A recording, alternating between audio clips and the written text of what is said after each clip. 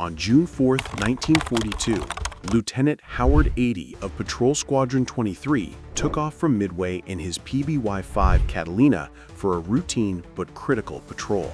80, a 24-year-old Naval Academy graduate, was flying an aircraft, tail numbered 23P6, that was built not for combat, but for endurance.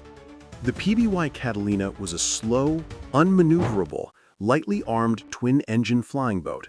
However, it possessed the unique capability of staying airborne for up to 24 hours, covering a range of 2,500 miles and seeing everything within a 50-mile radius on a clear day. In the vast, empty expanse of the Pacific, this made the Catalina the Navy's essential tool for finding the enemy before the enemy found them. 80's crew of 8 men had been flying mind-numbing patrols for 4 months, searching the empty ocean and finding nothing. But on this particular morning, the mood at the base was different. Everyone knew the Japanese were coming. 80 took off at 4:15 a.m., flying a systematic search pattern over 22,000 square miles of ocean, an assigned sector covering a 45-degree arc and extending 700 miles from Midway. The Catalina had an advantage over land-based bombers. It could fly low and slow, dropping down to 500 feet and throttling back to 90 knots to meticulously examine the water's surface. The crew could see what they were looking for, rather than just scanning radar screens. At 5:30 a.m., just 180 miles from Midway, 80's co-pilot spotted multiple columns of black smoke on the horizon. Ships, many ships, were moving at high speed. 80 descended and closed the distance, revealing the Japanese main striking force through the morning haze: 2 carriers, multiple battleships, cruisers, and destroyers.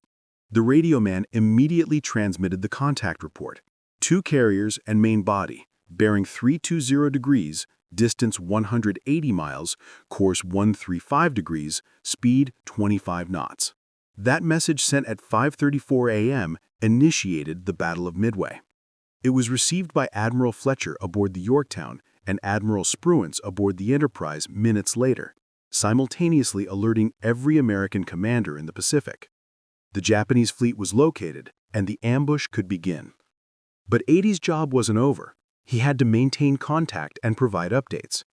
The problem was that Japanese Zero fighters were already launching from the carriers. A PBY had no chance against a Zero. It lacked the speed to run, the maneuverability to fight, and the armor to survive.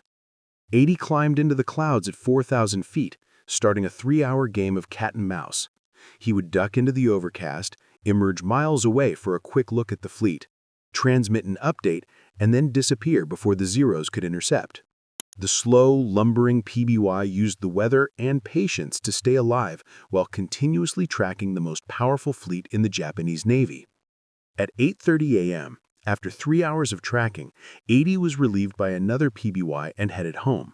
He landed, refueled, and took off again for a second patrol that afternoon.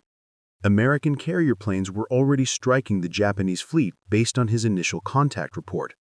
The entire engagement, and thus the course of the Pacific War, pivoted on that first sighting at 5:30 a.m. The PBY had done what no other aircraft could: found the needle in the haystack and lived to report it. This essential, though often unglamorous role defined the PBY's service throughout the war. By 1943, over 3,000 PBYs had been built, operated by 93 Navy patrol squadrons, and flown from Alaska to Australia. Consolidated Aircraft Corporation won the Navy contract in 1935 by designing a flying boat that could fly 2,500 miles without refueling and stay aloft for over 20 hours. Its secret was efficiency, not speed. The aircraft was essentially a flying fuel tank, with integral fuel cells in the hull and additional tanks in the wing sections, allowing its 2 Pratt & Whitney radial engines to run for an entire day on 1,800 gallons of fuel. This range came with trade-offs. The PBY was slow, unmaneuverable, and lightly armed. PBY crews jokingly called their aircraft a clay pigeon with engines. However, the Navy didn't need it to fight.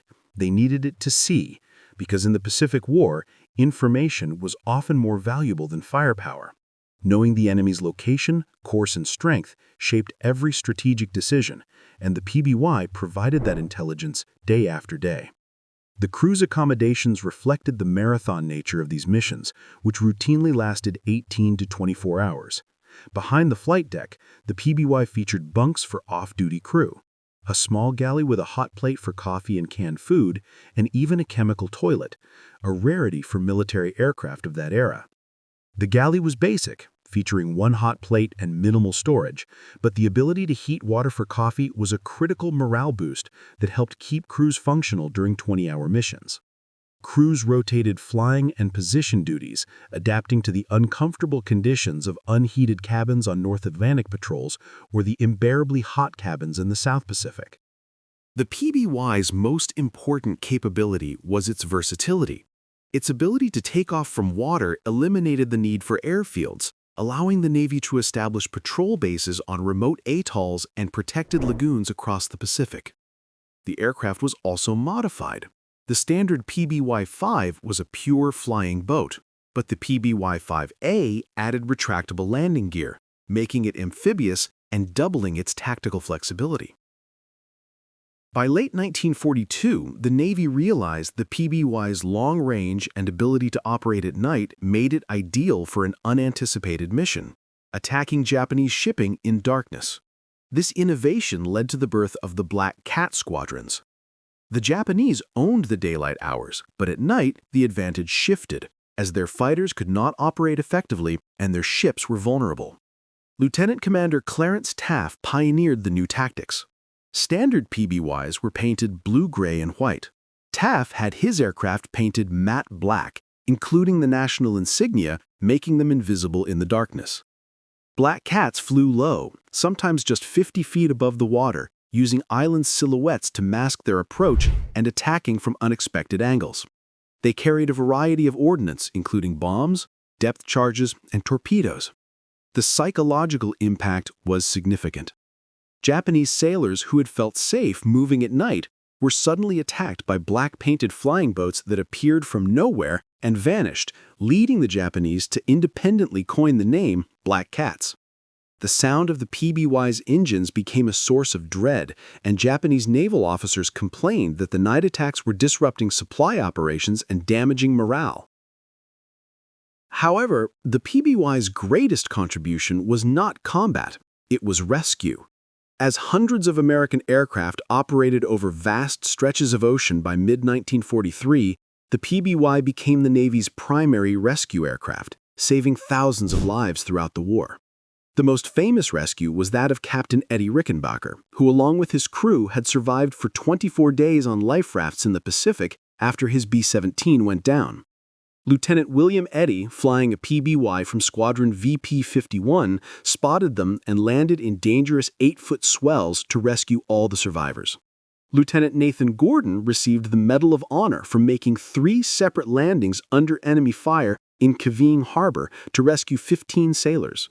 The PBY's robust boat hull was designed to handle rough water, allowing experienced pilots to land in 10-foot swells.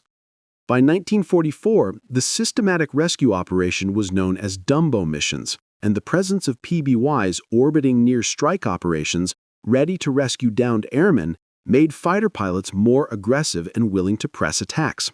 The numbers speak for themselves. PBYs rescued over 2,000 airmen during the war. The Catalina also pioneered long-range medical evacuation. Fitted with stretchers, PBYs could carry up to 8 wounded men, providing the critical link for evacuation from remote locations. The PBY's intelligence gathering also expanded beyond simple reconnaissance. By 1943, modified Catalinas carried early radar systems, allowing them to detect ships and aircraft at night or in bad weather. These radar-equipped PBYs became the Navy's first airborne early warning aircraft. In 1943, Squadron VP-63 used radar-equipped PBYs to guide the Navy task force that retook Attu Island, navigating the invasion fleet through fog so thick that ships could not see each other. The Catalina served with multiple allied nations. The British Royal Air Force and the Royal Canadian Air Force used over 600 of them for anti-submarine patrol in the Atlantic. The Soviet Navy received 189 Catalinas, and the Royal Australian Air Force used them for dangerous milk runs, delivering supplies to coast watches behind Japanese lines. Even Pan American Airways operated Catalinas on crucial long-distance routes, like the 18-hour flight from San Francisco to Honolulu, when civilian airliners were requisitioned for military use. By the time production ended in 1945, over 3,000 Catalinas had been built across several plants, making it the most produced flying boat in history. The PBY's final combat missions occurred on August 14, 1945, when patrol planes received word of Japan's surrender, logging the last operational flights of the PBY in World War II. After the war, many continued flying as firefighting aircraft, civilian airliners, or with the air forces of smaller nations, a testament to the robust design that made them legendary.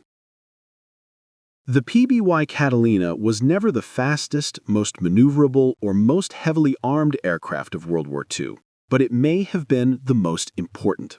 It found enemy fleets, rescued thousands of men, and flew marathon missions from bases that were nothing more than protected water.